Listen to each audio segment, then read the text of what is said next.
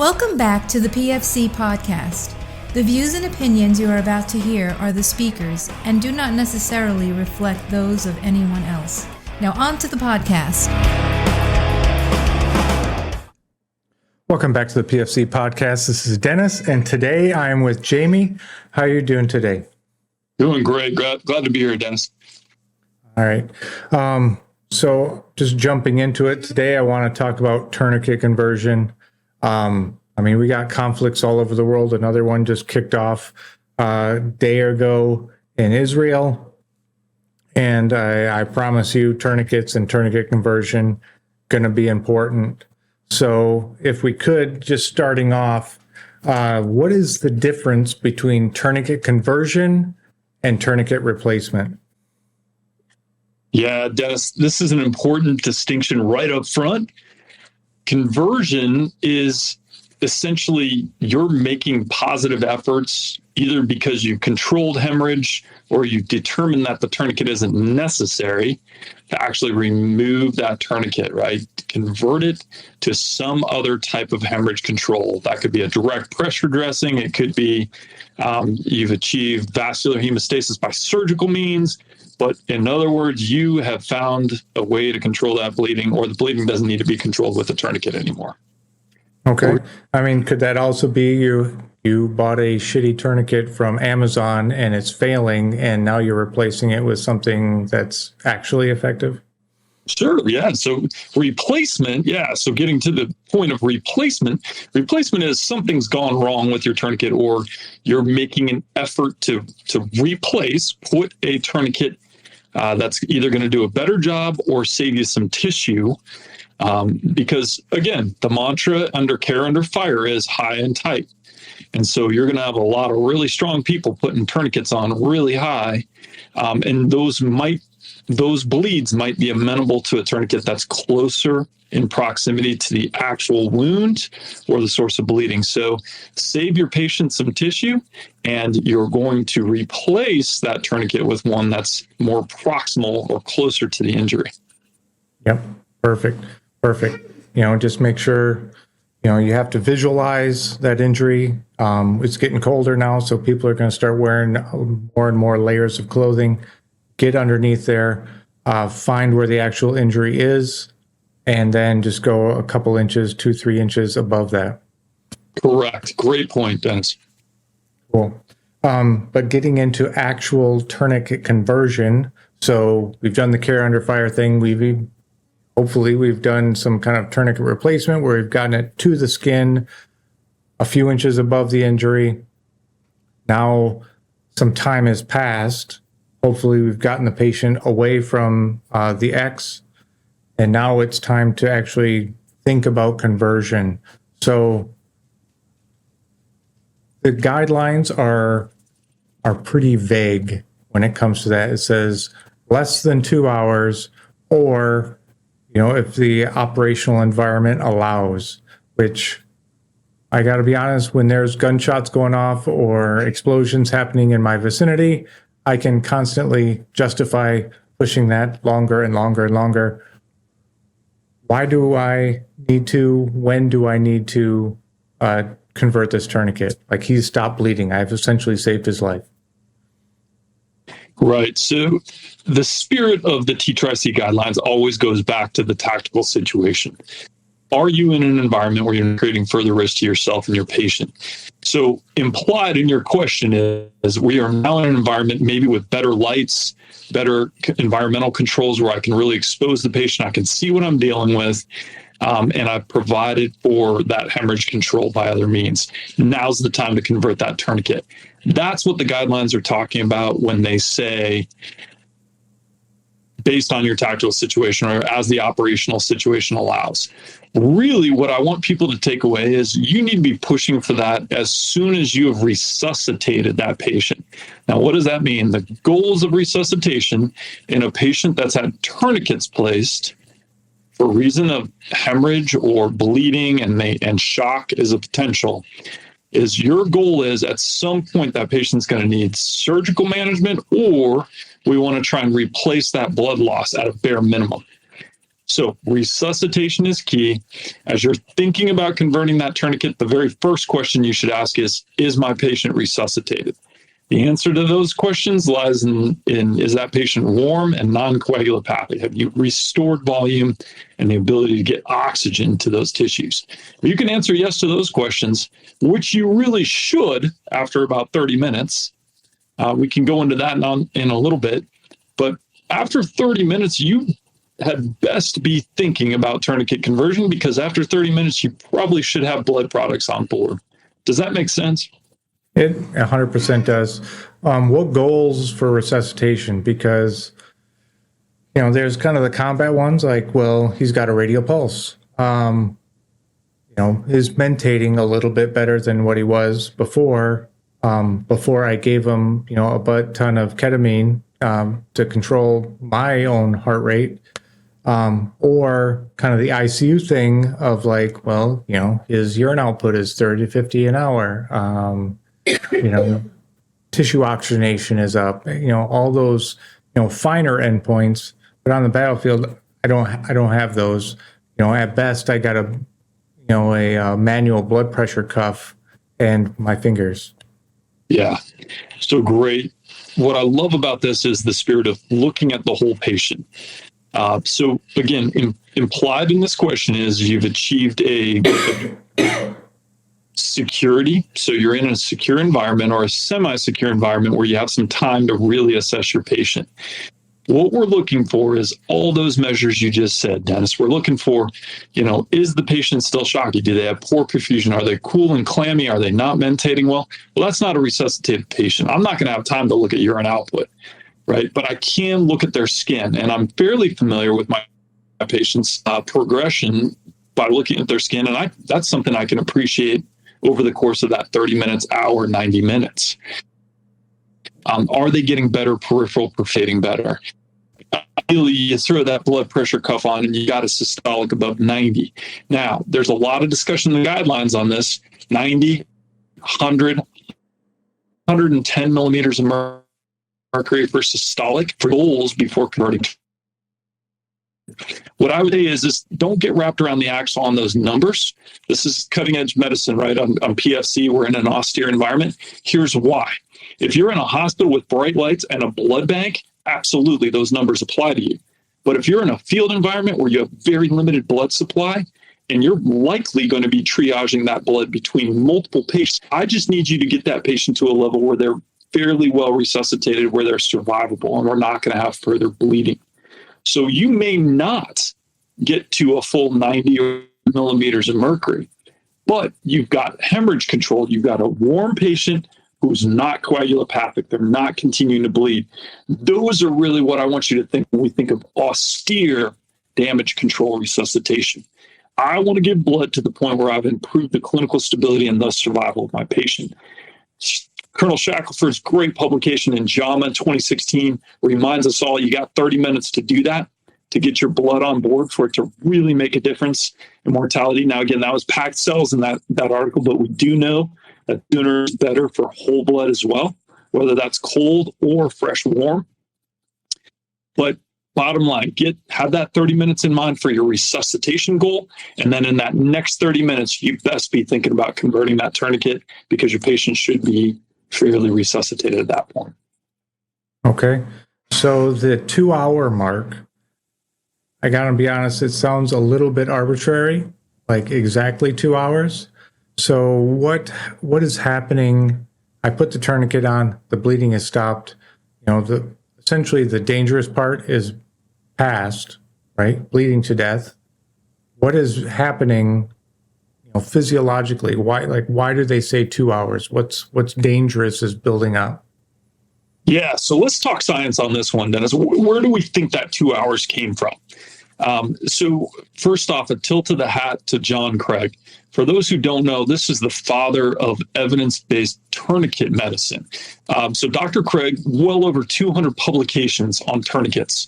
And as a standing and voting member of the Committee on Tactical Combat Casualty Care, John took it on as a passion to really provide the best evidence and support for what they're doing. the issue here is that a lot of the science on this is hospital-based science. So we looked at orthopedics literature. How long do orthopods have the tourniquet up when they're doing a joint procedure in the operating room? Well, immediately, Dennis, you're thinking, well, gosh, that's an operating room. They've got all the blood, all the resuscitation fluids they need. I mean, that patient's warm. They're controlling everything on that patient, including their breathing. So probably not the best surrogate for us. So when we think about the field environment, what I would rather have folks think about is tissue debt, right? What's the tissue debt we're developing? In other words, what's the body not getting on that tourniqueted extremity that it needs that I'm going to pay for later as a medic? Because you will pay for that at some point.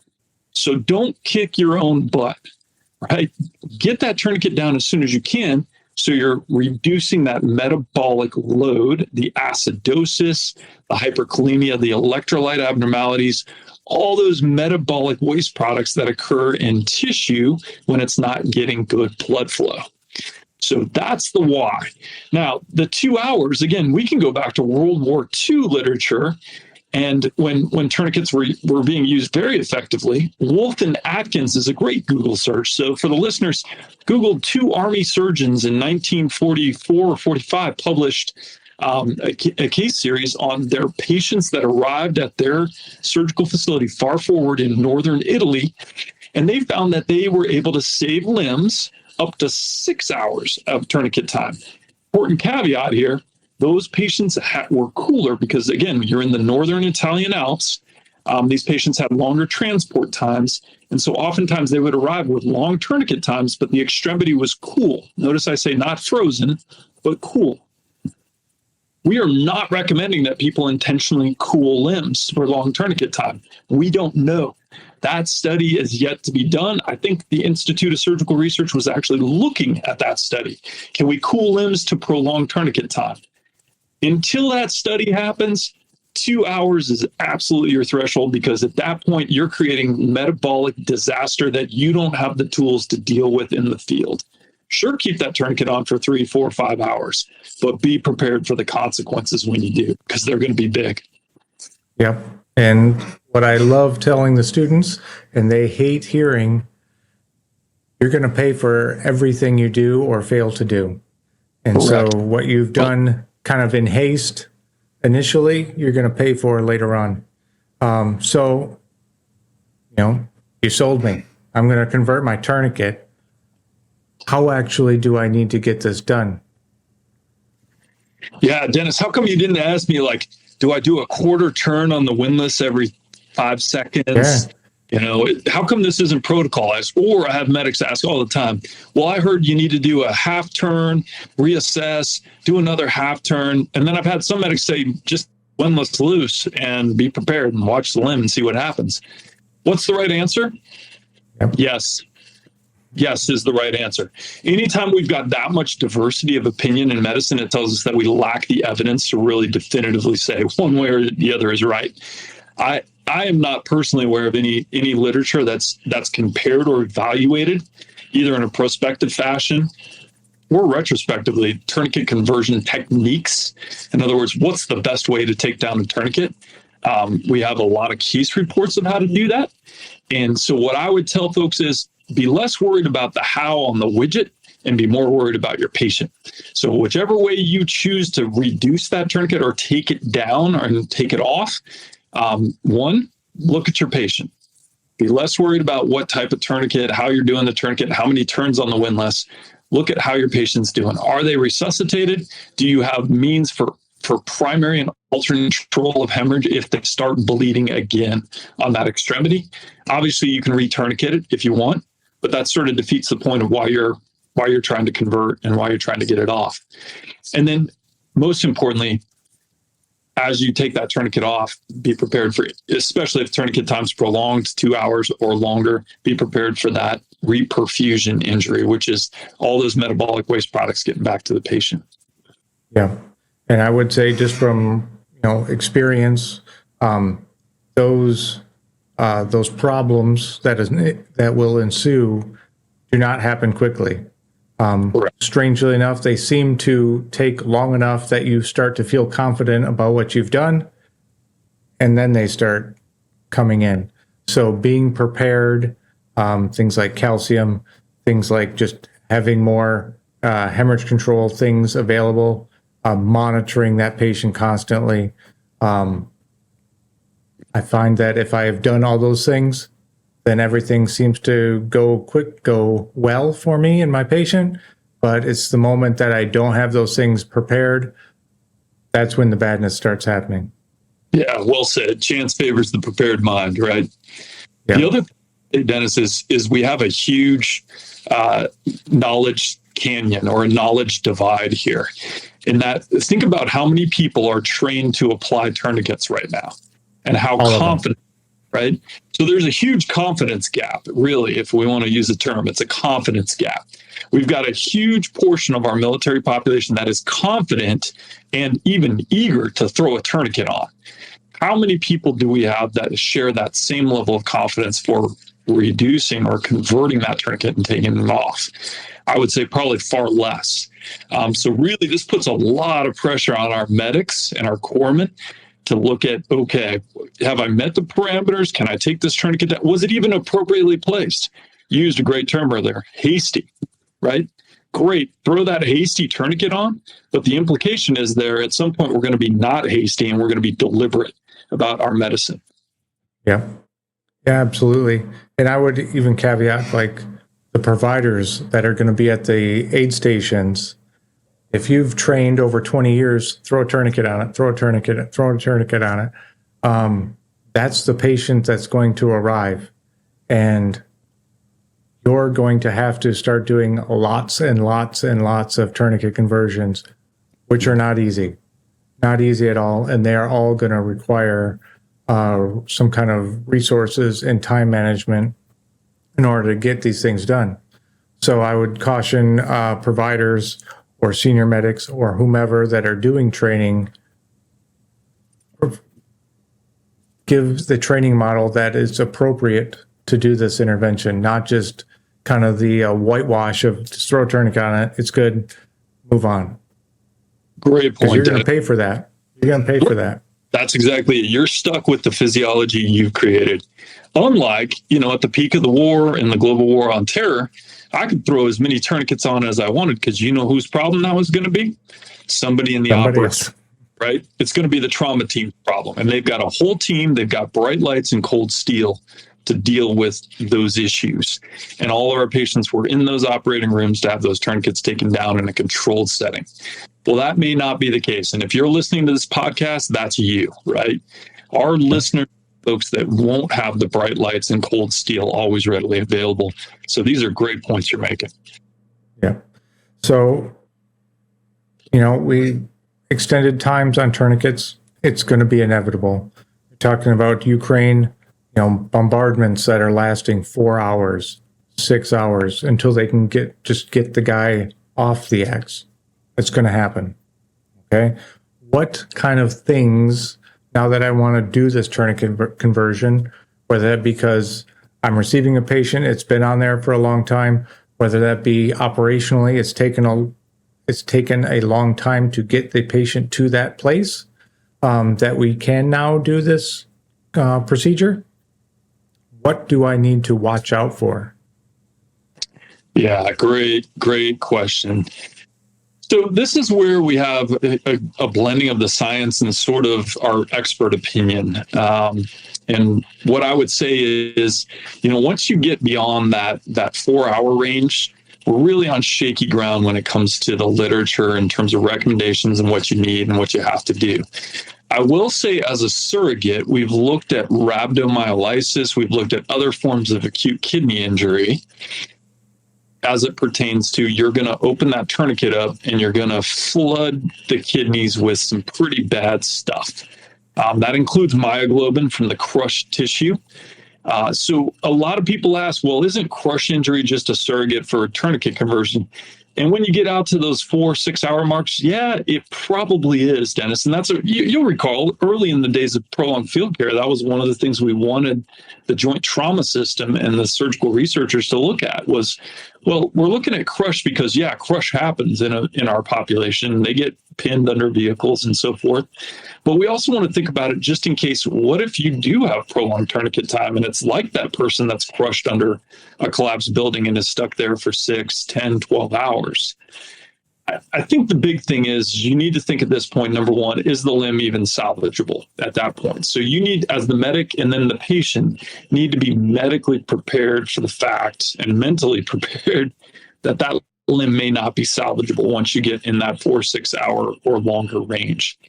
And then, of course, going back to what we were talking about, reperfusion injury, when you choose to convert a tourniquet that's been on that long, you're choosing to say, I'm ready for the cardiac. In other words, I don't want to trade a limb problem for a life problem, because I have the potential to cause great harm to this patient taking this tourniquet off at this point because of all the ischemia that's been distal to that device. So if my patient's not resuscitated, and if I don't have some pretty common tools available to me, you mentioned a couple of them, calcium, cardiac monitoring of some sort, and we minimum better best, right? Minimum might just be a finger pulse ox. Ideally, you've got a cardiac monitor where you can see rhythm and you can see a 12 lead. So you can look for those EKG changes that indicate the heart is not happy with this flood of electrolytes that are coming back. And then further, that ideally you can monitor kidney function and performance to make sure that you're not really causing injury to the kidneys. Last thing we want to do is convert a stable patient with a catastrophic limb injury to an unstable patient who's now got cardiac and kidney and organ effects. Does that make sense? Yeah, it makes 100% sense. I think two questions come to mind. As much as I want to say, every member of the DoD, everybody that's going to be on the good side of the battlefield are enormous monsters. It's kind of the scale of badness. Our arms have less mass than like our thighs, right? So is there, I have a tourniquet on, the lower half of an extremity because his foot has been crushed or shot or whatever. I've had a long tourniquet time on like a foot or a hand versus a thigh or a bicep, or like, does it matter how much tissue is involved when it comes to the badness that's on the other side of that? Yeah, sure. I mean, think about that watershed principle, right? Everything distal to that tourniquet is going to be ischemic. The more tissue you have, the more, metabolic waste and byproducts you're going to have. So you're greater risk for a reperfusion injury. What those numbers are and which limbs relative to patient size, I mean, I don't know. I don't think we have definitive published data on that. I'm sure there's some animal study data out there from, surgical research. But what I would really say on this, Dennis, the key point that you're driving at is, are you prepared to deal with that? And then the flip side is, what would happen to our patient population, our soldiers and sailors and all our folks that are in fighting, if they knew anytime a tourniquet was applied, they were going to lose the limb, right? Yeah. That's not good for morale. So right. my bias is always going to be towards try and get that tourniquet off.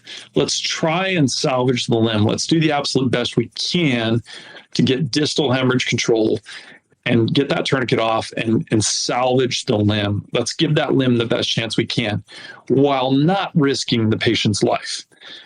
Yep. That's about right? That's the art of medicine. And that's why I keep going back to assess your patient. How is your patient doing? Are they going to be able to absorb? For example, if they're pretty touch and go, you barely got that systolic up, they're not maintaining well, they've got a lot of other multi-system trauma, and you've got two high-end tights on bilateral thighs, I'm going to proceed with some trepidation on that. Right? I'm going to make sure I'm certainly not going to convert that patient if I haven't resuscitated them. They're warm and they're non-coagulopathic. In other words, they're not oozing from other injuries. If they're doing well otherwise, and I've got a cardiac monitor, or I've got the ability to mitigate some of those effects, in other words, I've maybe got some bicarb, I've got calcium, then I'm going to give it a try, because for the better of our force, we don't want to kill morale and just say, well, hey, anytime you got a tourniquet on, sayonara to the limb. Yeah. Also, kind of a question in my mind, we talked about salvageable limbs. At no point in time has anybody ever told me what is salvageable and not salvageable. I've seen some pretty messed up extremities that are able to be put, kind of pieced together by, a skilled surgeon. Likewise, I don't want to be the decider in an imperfect situation and have somebody who does have the skill, does have the equipment, does have the time, to turn around and tell me, like, well, you screwed that guy. You should have taken it, you should have done all these other things. Even though I'm in a trench, I'm in the mud, I'm wherever I am, and I've had imperfect information, imperfect patient, imperfect situation, and I've had to make completely life-altering decisions with what I have. So, and maybe you're not the guy for that in-depth of a question, but would you have just any advice as far as what is salvageable and what is not salvageable? Yeah, Dennis, that's a great point. And I'm sure, I'm thinking back to 20 years of Afghanistan, Iraq, and Syria, and I'm thinking of how many patients we've had with heroic. I'm talking 120 plus units of blood products or just blood, units of blood to save a limb. Heroic levels of support that we were able to provide just because that was the only patient or maybe one of 3 patients. So I would say if you have those resources, by all means, yes, try and save those limbs. Convert, give the blood. Maybe you'll have to replace the tourniquet 4 more times until you get them fully resuscitated and they're not bleeding, they're non-coagulopathic.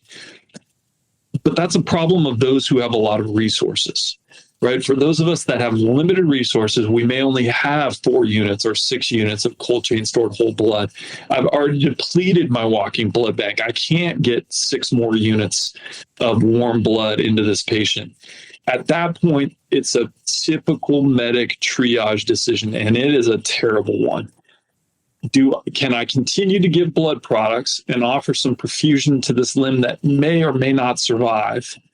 And have I got an ability to get hemorrhage control definitively? In other words, stop the bleeding either through surgical means or otherwise. That's a tough one, right? So my answer would be, in an ideal world, you've got enough blood where you can take that tourniquet down, you can see where the bleeding is, the damage to the vasculature, and you can determine whether they're going to have distal arterial flow. Right? And this is just me thinking of this from a non-surgeon perspective. Then that's potentially a salvageable. But if I know all of that plumbing is disrupted, they got no pipes left down to the ankle or the foot. Well, and blood goes in and blood just immediately pours out through, all the severed arteries. At that point, even a more junior and less experienced provider is going to say that's probably not a salvageable limb. The problem with what I just said, Dennis, is what? That implies you've got blood available to really test this thing out. This is an unenviable position. It's a tough position for our medics to be in, because really, that's why I go back to what we said at the beginning. Your main job is resuscitate the patient, get them warm and non-coagulopathic. If we can do that, the limb may or may not survive, but either way, not having an extremity is a problem of the living. To quote Andre Kapp, when asked about blood transfusions and getting infectious diseases from blood transfusions, Dr. Kapp has a great quote. He goes, well, you know what? That's a problem of the living, because they're alive to deal with their transfusion-related illness. Same thing here. You're an amputee, but you're alive. I don't mean to be insensitive, because I know that has massive impacts on the quality of life for our folks that are amputees and have suffered through this. But the flip side is, I don't want the medics to walk away doing neither thing well, neither resuscitating nor converting the tourniquet. We always want to make a good faith effort for that, but at a certain point, you got to be able to lay your head down on the pillow at night and say you did everything you could for that patient. Yeah, absolutely. And I've seen medics with a very difficult decision and have that moment of hesitancy of like, I don't actually know what the right thing is to do, and then when you walk through, well, these are the goals. Have we bought enough room that if we converted that tourniquet and he did bleed, you'd be able to stop it before something catastrophic happens? Yes. Okay. What possibly could happen? Well, this and this and this and this. Like, okay, what are your answers for those things if they were to happen right now? Well, I would do this and I would do this and I would do this. Great. Let's get those things in order. Let's get our monitoring on. Let's assess the situation. If we've bought ourselves some room, is it worth saving that limb? Yes. Okay. Let's get ourselves prepared and let's try it. And unfortunately, that's what it's going to, I think, what it's going to take is buying yourself enough room that if you are wrong, you can salvage, you can save the life. Making sure that you're prepared for the bad things to happen, assuming that they are going to happen, and then taking on the challenges as they arrive. Yeah, perfectly said, Dennis. Finally, I got one. So, crush syndrome. Okay, we've got CPGs on it. We go over it and over it and over it again in other podcasts, in other kind of forums. Are there any other things? So, like rebleeding. Can that onslaught of acidosis and other essentially garbage going through the vascular system, can that cause me other problems with my lethal triad or diamond or pentagon or whatever we're calling it now? Yeah. So let's talk about the most common issues related with reperfusion injury. And I want to focus on those because those are the things that the medics have tools to deal with, right? So that's in the tactical protocols, the medical protocols, and that's things like your calcium gluconate or calcium chloride, right? Chloride's nice because it's smaller volume, 10 mLs instead of 30, same amount, of elemental calcium. But these are tools that you have that you can deal with one of the main problems. That main problem that'll kill you right there is arrhythmias associated with hyperkalemia. So that's elevated serum potassium. The calcium just helps stabilize that myocardium to prevent those effects from that high potassium. Obviously, we all know if the heart's not beating right and we're adding more insult to injury there, that's going to be a lethal event. And then you're going to proceed down a different algorithm, which is going to be ACLS, and you're going to be coding your patient. So that's a dead right there problem. Now, what I would say is if you're dealing with those tools and you're prepared and you're equipped, great. You got that piece of reperfusion injury. You're alluding to some other stuff, though, Dennis. How is this going to affect my coagulability? Well, again, let's think about that. So potentially you still have viable red blood cells and platelets there that now have shifted their hemoglobin dissociation curve, right? That oxygen dissociation curve. And I realize I'm giving people bad memories as they think about biochem and jam and all that stuff in their head for their exams. But we don't know is the bottom line. We don't know, especially depending on the watershed. So what's the area of tissue how that's going to impact that patient once you release that tourniquet. What I would say is plan. That's why you want to warm non-coagulopathic, so they shouldn't be oozing from any non-tourniqueted injuries before you're converting. If you still choose, you can still choose to convert, right? So you can still take that tourniquet down, even if they're oozing elsewhere, but be prepared, right? You better have a mechanical means for control other than that tourniquet. For example, are you going to use forceps to ligate a vessel? That type of radical thinking, because you're not going to make their coagulopathy any better by reducing that tourniquet. Yeah. Right. I don't know that we have a timeline or a specific standard, or there's evidence to show, you can expect a 30% reduction in clot stability if a eye is tourniqueted. We don't have that data. If we do, and again, that would be a great study to look at some point, I think we'd find that there's pretty significant impairment in the coagulation cascade. Yeah, absolutely. And as much as I would love to have the data, I have no actual way to measure it. So you're going to have to take it as it comes and understand these things could happen one, do you have more blood available? Can you get it? They're going to have to deal with that. Their body is going to have to deal with that acidosis. Can you help them? And essentially constantly monitor, constantly assess, and kind of limp this patient along until their body can take over. Yeah, great point, Dennis. And you get into a fantastic point right there with the acidosis, right? So I may not be able to do much about the coagulation cascade outside of giving blood, right? Blood is the answer. But what can I do about acidosis? So that is something that the medic has other tools in their toolkit. And I think you're alluding to this. That's, our sodium bicarb, 50 milliequivalents that's available in those standard sodium bicarb ampules. 3 of those suckers mixed in your standard bag of saline gives you a little bit of a hyperosmolar solution. And we believe if they are having, because here's the surrogate issue. Like, I don't have a study showing that for tourniquet reduction, that protects the kidneys. We haven't done that study. But we've done it with a lot of other nephrotoxic, in other words, bad for your kidneys types of things. That can be daptomycin. There's an old 2006 publication that showed the effect of protection on the kidneys from alkalinization. Sorry, hard word to say. Reversing the acidosis with bicarb from the renal insult of a bad toxic drug for kidneys, daptomycin. There's other studies. Most recently, 2018, Lancet published the bicar ICU study. So the bicar ICU study looked at in patients with acute renal injury that are very sick, most of them on ventilators, who had a metabolic component. So this isn't respiratory acidosis, it's metabolic acidosis, sepsis most often. Was there a benefit in mortality or a reduction in end organ injury in those patients when they received sodium bicarb? That study showed no benefit in mortality. Okay, didn't change living or dying.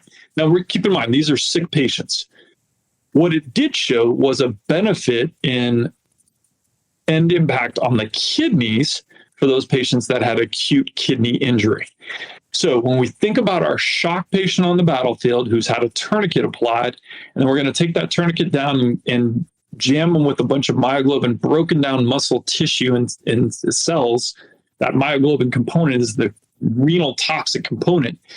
I think we can imply, again, there's no definitive data to say this, but the bicar ICU trial gives us sound footing as a medic to stand on and say, man, if I've had a long tourniquet time on a thigh, an area where there's going to be a ton of myoglobin, or they've already got Coca-Cola urine, they're peeing that dark brown pigmented urine, you're probably on safe scientific footing giving them bicarb to alkalinize.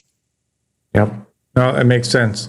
And I mean, I've heard bicarb as far as mentioned being used a lot. What is the downside?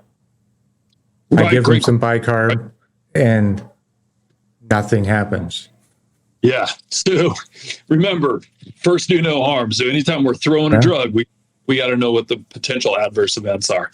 There are, and I challenge all of our look at that. If you're a little overzealous with your bicarb, or again, you're not monitoring that infusion rate, remember what I just said, that's a hyperosmolar concentration you're pushing into the patient.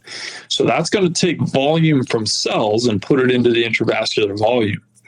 You're probably going to get a transient rise in blood pressure, which again, if you don't have your hemorrhage controlled and your patient's not resuscitated, that's a problem, right? Because you're potentially going to, I hate using that term, pop the clots kind of thing, but there is in theory a potential for that. There are also some well-known side effects from overzealous use of bicarb. And finally, what I'd say is a lot of our young, healthy battlefield casualties are going to be compensating on their own via respiratory means, right? So their body is already adjusting their pH for a metabolic acidosis by using their own breathing to off-gas that CO2 and reduce their own acidemia. So in theory, there's a chance, depending upon when you administer the bicarb, of interfering with their own natural homeostasis to try and restore their acid-base balance. But it's a great question. I'd love to delve more into that and just really look at what are the harms with bicarb. But again, nothing for free. You don't get anything for free. You're going to have a definitive impact on their physiology. You just need to be mindful of that. I had one other question more relating to the crush CPG, but since this is tying in and out of that as well, it mentions using 1 gram of calcium, and then it doesn't really delve into that 10 mLs of calcium chloride, or is that the 30 mLs of calcium gluconate, which if you read the labels, that's actually 3 grams of calcium. Which one do you want? I'll do any of them. Just tell me which one you want. Which one we want, yeah. Well, I think from a practical perspective, a lot of the concerns with calcium chloride were the irritability of the infusion site, right? So again, we're thinking about, we're not infusing this through a tiny little vein, with a 25 gauge. We're leaking it in, and it's just sitting there in the vein. These are going to be trauma patients. These are patients with fairly large volume catheter infusions going. So let's take that theoretic risk, the irritability and vessel damage off the table with chloride. Those are real concerns with calcium chloride.